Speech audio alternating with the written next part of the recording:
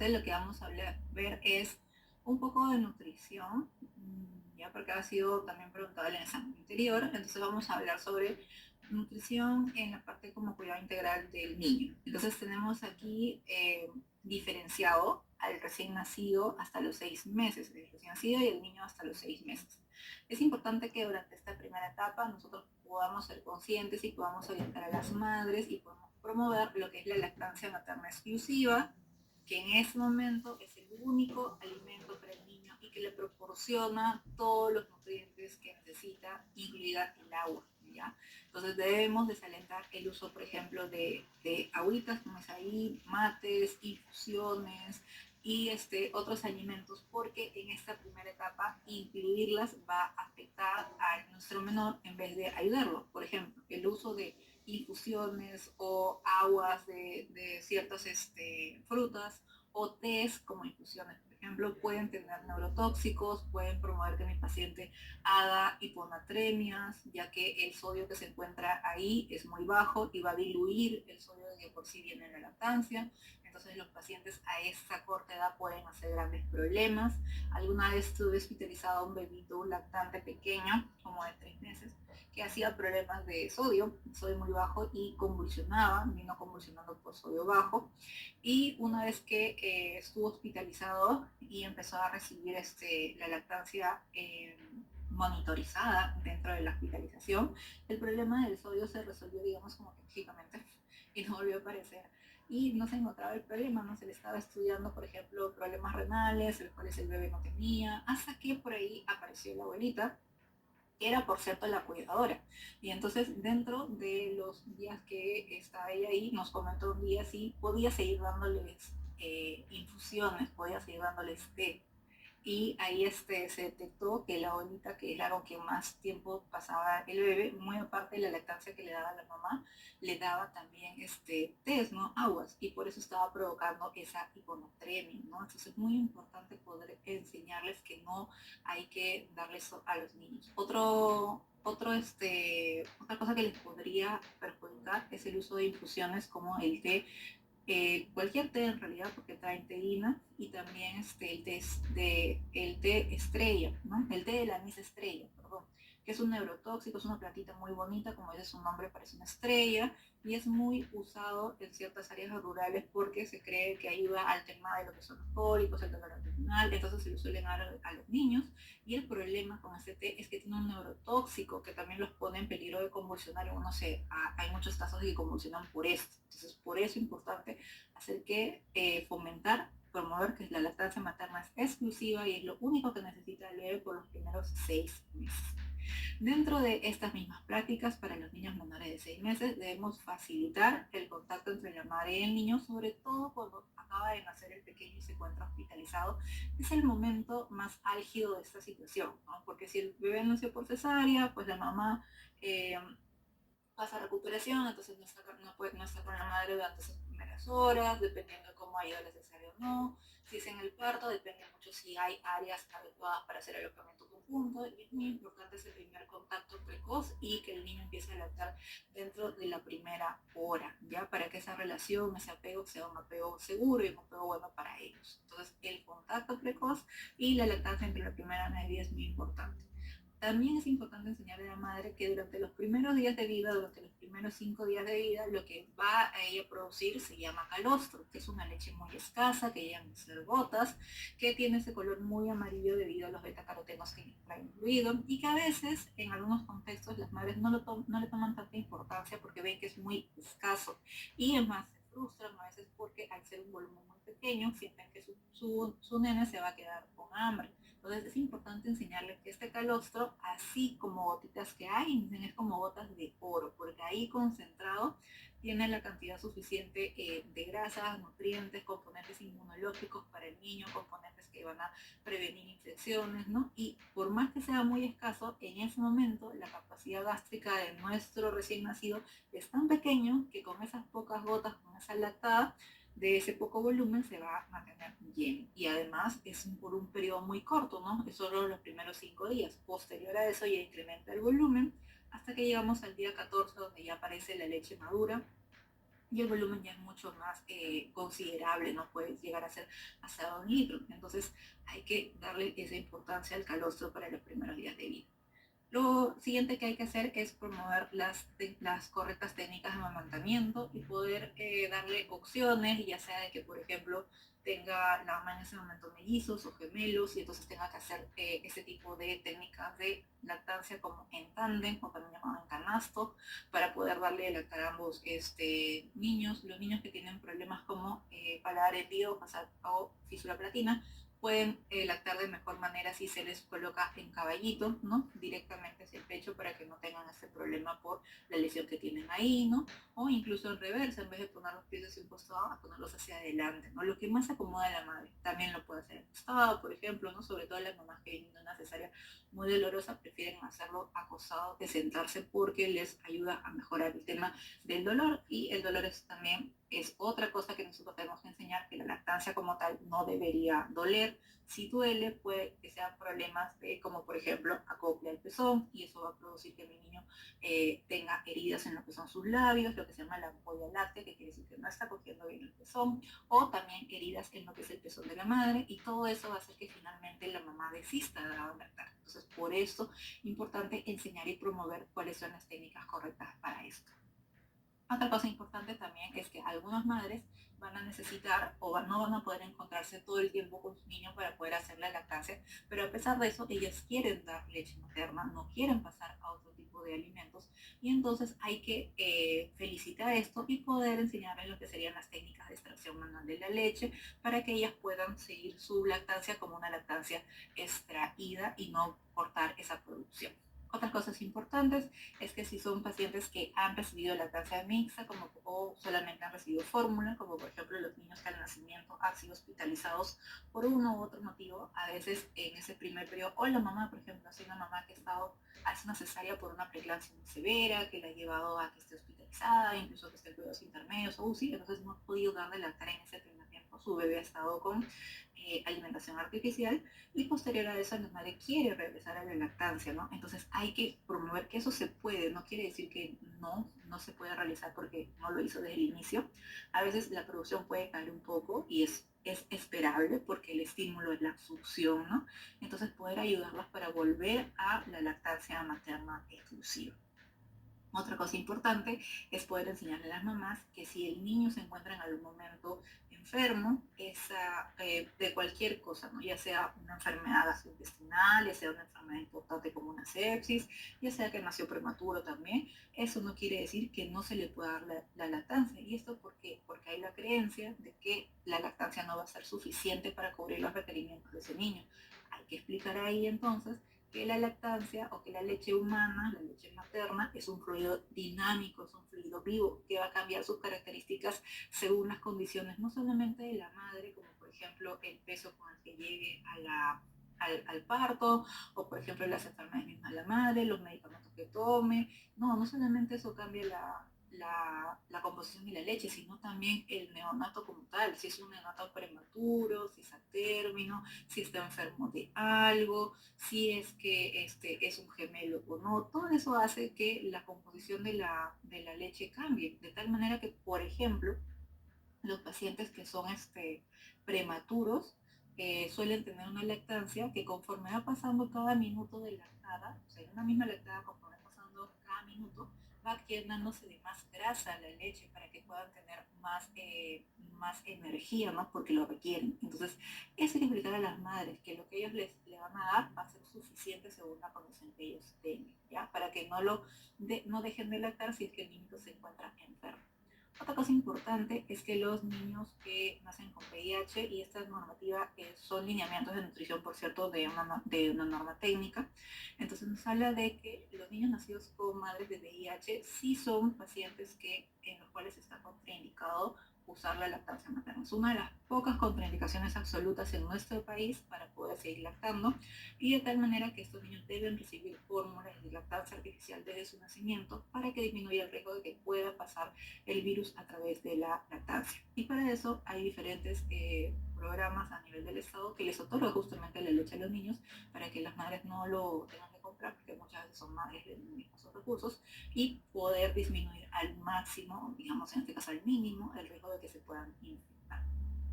Otra cosa muy importante es promover la adecuada nutrición de la madre para que justamente estos componentes de la leche sean los mejores y puedan pasar al bebé sin ningún problema. Entonces también hay que ver lo que es la nutrición de ella.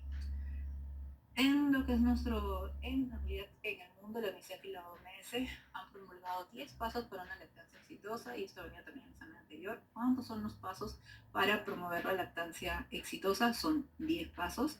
El último año, muchos hospitales han estado en proceso de recertificación por el tema de hospitales amigos de la lactancia, así que seguramente para ti esto no es un tema extraño, pero vamos a numerarlos acá con palabras claves para que las puedas descifrar por si en algún momento te quieren molestar preguntándote eso. Entonces tenemos que uno de los pasos es las políticas, ¿ya? Entonces dentro de los 10 pasos de la lactancia exitosa es poder fomentar políticas que hagan de que las madres puedan lactar sin ningún problema y que el personal de salud les pueda ayudar. Un segundo paso de la lactancia es el tema de capacitar sobre todo al personal de salud para que pueda promover esto, lo que son las técnicas de correcta lactancia, y para que puedan poner en práctica esas políticas y que las madres puedan seguir lactando. Un tercer paso es hablarle a las madres de los beneficios de la lactancia, ¿no? Poder informarlas adecuadamente. Los beneficios son múltiples, hay de todo tipo, hay beneficios para la madre, que también es importante decirles, ¿no? Por ejemplo, que en el caso de la mamá, un beneficio importante es que va a ayudar a que el útero regrese a su lugar en menor tiempo, a que recupere su peso, es anticonceptivo, etc. Pero para el bebé tiene beneficios que son sobre todo, promueve que no hayan tantas infecciones, lo protege de ciertas infecciones por los anticuerpos que pasa la leche, sobre todo en los primeros 6 meses donde solo está con lactancia y todavía no tiene vacunas. Lo protege contra infecciones respiratorias, infecciones lactointestinales, otitis, el hecho de agarrar bronquiolitis, el hecho de tener neumonía de acabar en UCI, el hecho de estar hospitalizado nada más, todo eso disminuye con el hecho de tomar lactancia. Y una vez que ya deja de tomar lactancia, si cumplió sus 6 meses de lactancia exclusiva y contra más lactancia tome, también le va a ayudar con otro tipo de protección contra otro tipo de enfermedades, como por ejemplo las enfermedades crónicas como la obesidad, la diabetes, incluso la leucemia, ¿no? Hace algunos años había un estudio que decía que con 6 meses de lactancia materna exclusiva, el niño tenía menor probabilidad, entre un 12 y un 30% menos de probabilidad de hacer leucemia posterior. El año pasado salió un nuevo estudio que dice que con 3 meses basta para que ese porcentaje, ese riesgo disminuye un 12% de tener leucemia, que es el cáncer más frecuente en infancia. Así que qué importante poder darle estos datos a la madre.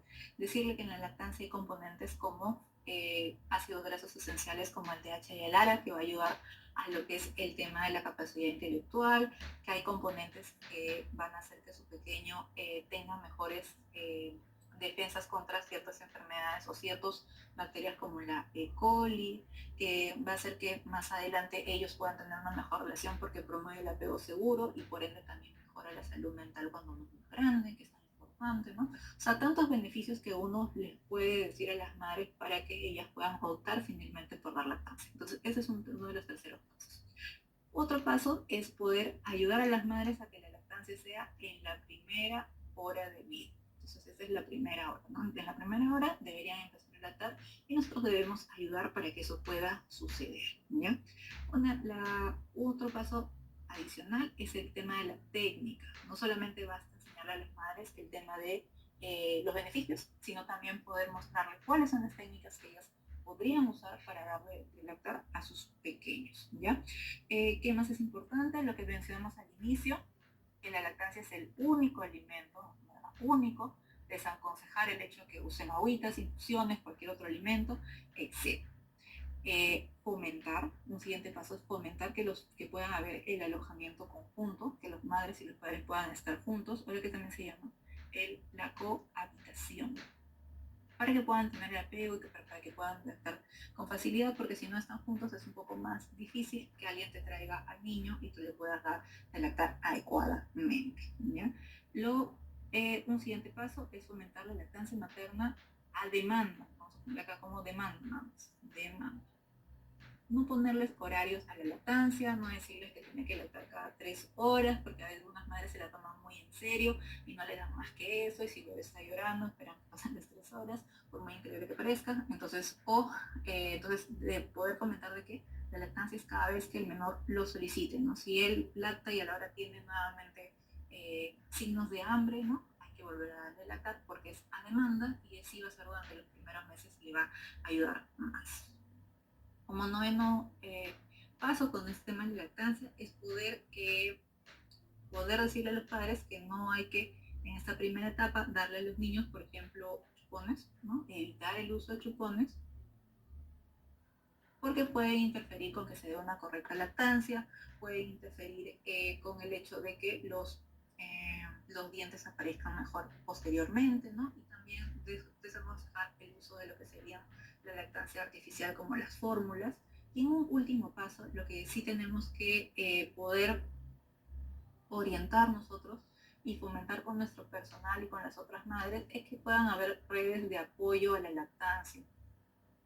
Por ejemplo, para hacer esto hay grupos de apoyo, no redes de apoyo, grupos de apoyo donde hay varias madres que entre ellas se cuentan sus experiencias para que puedan, si tienen algún problema con la lactancia y no tienen ese contacto tan rápido con un personal de salud, poder superar ese problema y no suspender la lactancia, ¿no? Muchas de estas redes de apoyo, lo ideal es que tengan justamente un personal de salud y eso son parte del primer paso que vimos, de las políticas, para que haya siempre alguien lo más disponible posible para poder ayudarles y que la lactancia no sea un problema para ellas, ¿ya? Bien, hablemos ahora del niño un poco más grande, o sea, el niño entre los 6 y los 24 meses. Para este caso, a partir de los 6 meses, se considera que ya la lactancia materna, se puede seguir dando lactancia materna, es decir, más la OMS aconseja que se continúe hasta los 2 años como mínimo o más. El destete de la lactancia depende de cada familia, de lo que ellos acuerdan finalmente según sus condiciones en las que se encuentren, pero los primeros 6 meses sí es exclusivo, como vimos. A partir de los 6 meses, para nosotros, para nuestro país, se inicia la alimentación complementaria. Y bueno, no solo para nosotros, muchísimas sociedades a nivel mundial aconsejan de que la alimentación complementaria debe iniciar a los 6 meses. Por ahí seguramente en algún momento debes haber leído que cada vez algunas sociedades recomiendan iniciar a los 4 meses, pero depende de que son casos muy especiales, pacientes que vienen de antecedentes de alergia muy importante, en los cuales se podrían ver beneficiados de iniciar antes, y sobre todo, más allá de la edad, es que es importante cumplir ciertos hitos del desarrollo para que el niño pueda empezar a comer sin problema, como por ejemplo sentarse, aunque sea con apoyo, para que se pueda sentar en su sillita, el hecho de poder perder el reflejo de trozar de la lengua, que es este reflejo mediante el cual uno, cada vez que le acercan algo a la boca, lo expulsa, que el niño pueda llevar con su manito objetos hacia la línea media, que usualmente lo hace a los 4 meses, entonces ya debería estar hecho a esta edad para poder empezar alimentación. Pero para nuestro país la recomendación es empezar a los 6 meses y se puede continuar la lactancia porque durante el primer año, mientras que todavía el niño no coma de la olla como tal, esa alimentación es complementaria, o sea, va junto de la mano con la lactancia. La lactancia todavía es un importante alimento a esa edad, ¿ya? Este inicio de la alimentación complementaria o también llamada lactancia tiene que venir de la mano de dos cosas. Uno es el afecto, ¿ya? Esta es la parte aquí, el afecto con el cual se va a dar la alimentación, porque esta es debe ser como un ritual esta alimentación para que también acá podamos reforzar lo que es el apego. Y segundo es la higiene, para poder prevenir enfermedades, sobre todo diarreicas y también respiratorias en nuestros niños. Una vez que hemos decidido iniciar la alimentación, vamos a iniciar con unas texturas que las primeras texturas son las semisólidas o también llamadas los aplastados, ¿no? Lo que vendrían a ser las papillas, mazamorras, purés. Y es importante que en ese momento que empezamos nosotros a alimentar a nuestros niños, no le agreguemos aditivos, no le agreguemos sazonadores a la comida, ¿no? Porque ellos tienen que en este momento aprender a identificar los sabores como tal. Por ejemplo, si le voy a dar papas, zapallo, frutas, esto de por sí ya viene, estos alimentos con su propia dosis de sal, de sodio, entonces yo no tendría que agregarle nada para que ellos puedan acostumbrarse a este sabor. Igual con las frutas, ya tienen su propio porcentaje de azúcar, y entonces yo no debería darle nada más para que ellos no se orienten siempre a comer con tanta azúcar y los puedan identificar también. Es importante también que en esta primera etapa también se lo dé yo por separado, ¿no? Por ejemplo, para que puedan identificar. Si yo le doy de inicio, digamos, una papilla donde incluyo el puré tanto de la zanahoria, la papa, el zapallo, todo junto, no lo van a diferenciar y por ende van a tener luego dificultades para poder continuar con esos sabores. Entonces, inicialmente, semisólido, evitando agregarle sal, evitar agregarle azúcar tampoco, ¿ya? Y conforme mi niño vaya avanzando en edad, y vaya recibiendo adecuadamente esta textura, yo voy a poder ir avanzando a las siguientes texturas, siendo la siguiente poder ofrecerle ya no como papilla, sino triturado, ¿no? O sea, es casi entre un picado, o sea, entre cuadraditos y entre lo forma más planita, ¿no? Entonces, y una vez que esté aceptando bien eso, ya yo podré pasar ahora sí a cuadritos chiquitos, que es el picado, y finalmente ya podré llegar a lo que son la alimentación regular, o lo que es ofrecerle de la misma olla familiar, ¿no? Para que se pueda incorporar a la misma alimentación de la familia. Inicialmente el niño también debe contar con 3 comidas principales y 2 meriendas, 2 colaciones o dos adicionales entre esas 2 comidas, es decir, media mañana y media tarde, conforme va creciendo.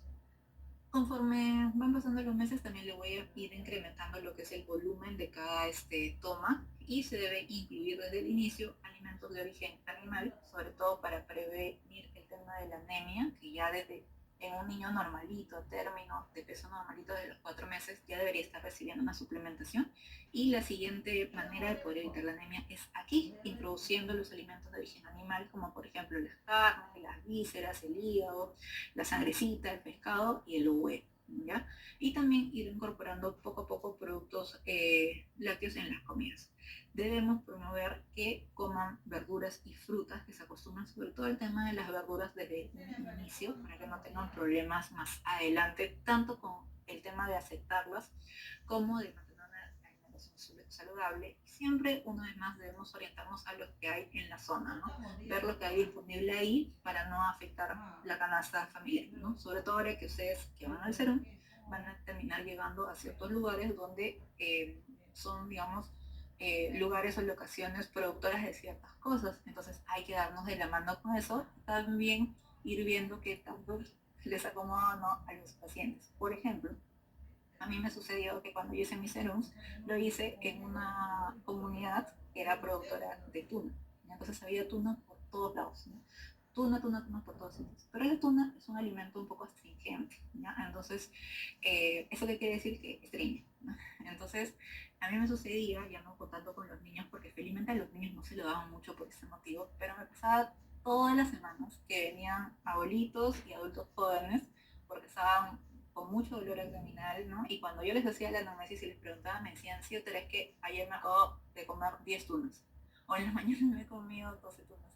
Y era justamente eso lo que les provocaba esto, ¿no? Entonces, si bien es cierto que es lo que hay disponible en la zona, hay que orientarlos cuáles de ellos les benefician más y en qué medida, ¿no? No quiere decir que, por ejemplo, en este caso yo les dijera no coman tuna, ¿no? Pero quizás 10 a 15 es demasiado, ¿no? Entonces hay que poder ahí acomodarnos a cómo está la zona. Otra cosa importante es que mientras va creciendo en esta edad, es un periodo en el cual el niño tiene un requerimiento energético bastante alto, porque es donde el crecimiento, estos primeros 2 años es donde uno ve que el niño gana peso y gana talla más rápido, ¿no? Luego el crecimiento y la talla va disminuyendo, como lo vimos como está en las tablas del inicio de las diapositivas. Entonces, por eso en esta etapa necesitan un poco más de algunas cosas, y entre ellas las grasas. Por eso es que a las comidas principales, como el desayuno, el almuerzo y la cena, se les recomienda agregarles una cucharita de grasa. Ya podría ser aceite vegetal, puede ser también mantequilla en algunos casos, para poder cubrir ese requerimiento energético de más y que el niño pueda seguir creciendo. La parte de la suplementación, hemos visto que hay que suplementar con hierro, vitamina A, y las necesidades de yodo dependen mucho de la zona y de la zona donde se encuentran, sobre todo si son zonas mineras, que usualmente ahí hay problemas con el tema de que si llegan o no los insumos, pero felizmente hoy en día la sal incluye yodo, entonces digo como que esa suplementación es adicional, no se requiere mucho. Otra cosa importante es poder decirle a los padres una vez más que si el niño se encuentra enfermo no es un motivo para retirar la alimentación, que suele suceder mucho cuando el problema son de infecciones gastrointestinales como deposiciones líquidas, ¿no? Muy usualmente se tiene el concepto de que si le dejamos de dar de comer, entonces el episodio va a mejorar y entonces mejor ya no hay que darle de comer. Pero como es una etapa de gran crecimiento y las diarreas agudas en los niños pueden durar hasta 14 días, si los tenemos con una alimentación muy reducida durante ese tiempo, lo que vamos a hacer es orientarlos o empujarlos a que tengan finalmente un bajo peso, incluso una desnutrición, si son procesos repetidos. Entonces lo que sí tenemos que hacer es fraccionarle las comidas para que puedan comer con mayor facilidad y sin tanta molestia gastrointestinal. Entonces su almuerzo, por ejemplo, fraccionarle la porción en dos porciones separadas por 20 minutos, 30 minutos, es una mejor opción. Y si está con un proceso infeccioso activo, ofrecerle una comida extra incluso en la semana previa, en las dos semanas posteriores a la enfermedad, para que pueda recuperar ese peso que perdió en la deposición. Entonces, esa es una buena estrategia para que ellos se puedan mantener con un peso adecuado.